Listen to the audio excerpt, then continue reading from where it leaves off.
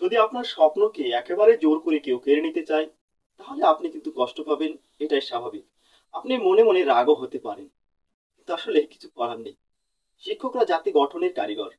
শিক্ষকরা যোগ্য হবেন, দক্ষ হবেন, ন্যায় নিষ্ঠাবান হবেন, এটাই স্বাভাবিক।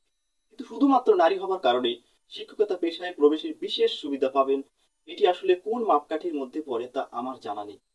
শহীদদের রক্তের উপরে পাড়া দিয়ে শুদ্ধ ষষ্ঠ গণবিজ্ঞপ্তির জন্য যে শূন্য পদের চাহিদা দেওয়া হয়েছে, সেখানে নারী কোটার যে পরিমাণ চাহিদা জমা পড়েছে, তা কিন্তু চোখ একেবারে কপালে ওঠার অবস্থা।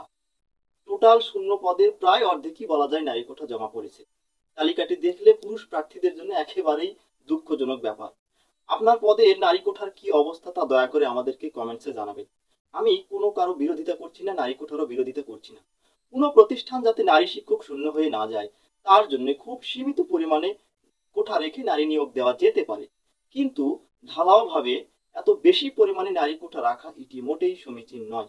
শুধুমাত্র মেধাবী, যোগ্য এবং দক্ষ যারা, তারাই শিক্ষকতা পেশায় নিয়োগ পাবে এবং তারাই আগামী দিনের দক্ষ জাতি, মেধাবী জাতি গঠন করবে।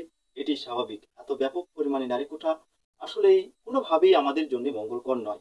আপনার কি মন্তব্য এ সম্পর্কে দয়া করে আমাদেরকে জানাবেন এবং আপনার সাবজেক্টে কি পরিমাণ নারী কোঠা কমেন্টসে জানাবেন।